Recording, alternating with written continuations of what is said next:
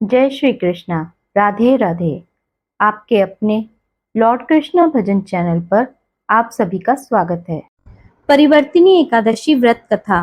युधिष्ठिर ने कहा, हे भगवान, आपने भाद्रपद कृष्ण एकादशी अर्थात अजा एकादशी का सविस्तार वर्णन सुनाया। अब आप कृपा करके मुझे भाद्रपद मास के शुक्ल पक्ष की एकादशी का क्या नाम है, इसकी विधि क्या है तथा इसका महात्म्य क्या है, सविस्तार पूर्वक बताइए।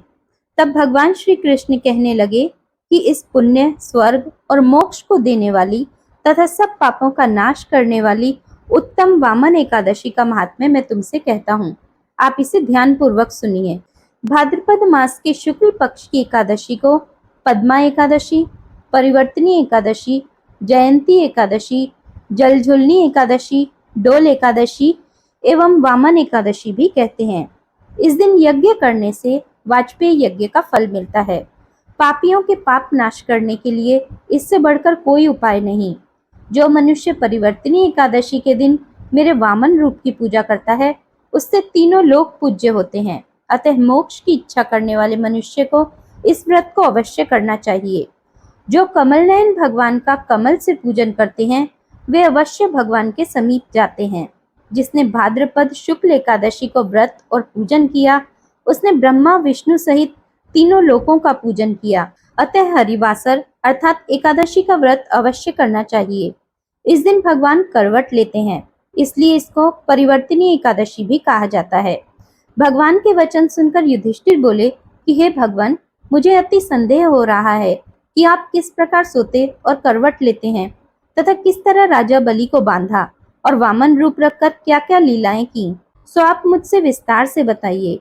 श्री कृष्ण जी कहने लगे कि हे राजन, अब आप सब पापों को नष्ट करने वाली कथा का श्रवण करें। त्रेता युग में बलि नामक एक दैत्य था। वह मेरा परम भक्त था। विविध प्रकार के वेद सूक्तों से मेरा पूजन किया करता था और नित्य ही ब्राह्मणों का पूजन तथा यज्ञ के आयोजन करता था। लेकिन इंद्र से द्वेष के कारण उसने इंद्रलोक तथा सभी देवताओं को जीत लिया। इस कारण सभी देवता एकत्र होकर सोच विचार कर भगवान के पास गए। बृहस्पति सहित इंद्रादिक देवता प्रभु के निकट जाकर और नतमस्तक होकर वेद मंत्रों द्वारा भगवान का पूजन और स्तुति करने लगे। अतः मैंने वामन रूप धारण करके 5वां अवतार लिया और फिर अत्यंत तेजस्वी रूप से राजा बलि को जीत लिया। इतनी वार्ता सुनकर राजा युधिष्ठिर बोले कि हे जनार्दन, आपने वामन रूप धारण करके उस महाबली दैत्य को किस प्रकार जीता। श्री कृष्ण जी कहने लगे, मैंने वामन रूपधारी ब्रह्मचारी ने बलि से 3 पग भूमि की याचना करते हुए कहा, ये मुझको 3 लोक के समान है और हे राजन, यह तुमको अवश्य ही देनी होगी। राजा बलि ने इसे तुच्छ याचना समझकर 3 पग भूमि का संकल्प मुझको दे दिया और मैंने अपने त्रिविक्रम रूप को बढ़ाकर यहाँ तक कि भूलोक में पद, भूवरलोक में जंघा, स्वर्गलोक में कमर, महलोक में पेट, जनलोक में हृदय, यमलोक में कंठ की स्थापना कर सत्यलोक में मुख, उसके ऊपर मस्तक स्थापित किया।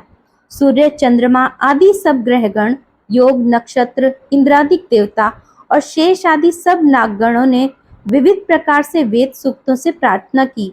तब मैंने राजा बलि का हाथ पकड़कर कहा कि हे राजन, एक पद से पृथ्वी, दूसरे से स्वर्गलोक पूर्ण हो गए, अब तीसरा पग कहाँ रखूं। तब बलि ने अपना सिर झुका लिया और मैंने अपना पैर उसके मस्तक पर रख दिया, जिससे मेरा वह भक्त पाताल को चला गया। फिर उसकी विनती और नम्रता को देखकर मैंने कहा कि हे बलि, मैं सदैव तुम्हारे निकट ही रहूंगा। विरोचन पुत्र बलि से कहने पर भाद्रपद शुक्ल एकादशी के दिन बलि के आश्रम पर मेरी मूर्ति स्थापित हुई। इसी प्रकार दूसरी क्षीर सागर में शेषनाग के पष्ठ पर हुई। हे राजन, इस एकादशी को भगवान शयन करते हुए करवट लेते हैं, इसलिए तीनों लोकों के स्वामी भगवान विष्णु का उस दिन पूजन करना चाहिए। इस दिन तांबा, चांदी, चावल और दही का दान करना उचित है। रात्रि को जागरण अवश्य करना चाहिए। जो विधि पूर्वक इस एकादशी का व्रत करते हैं, वे सब पापों से मुक्त होकर स्वर्ग में जाकर चंद्रमा के समान प्रकाशित होते हैं और यश पाते हैं। जो पापनाशक इस कथा को पढ़ते या सुनते हैं, उनको 1000 अश्वमेध यज्ञ का फल प्राप्त होता है। जय श्री हरि। बोलो जय श्री कृष्णा। राधे राधे। जय श्रीमन नारायण।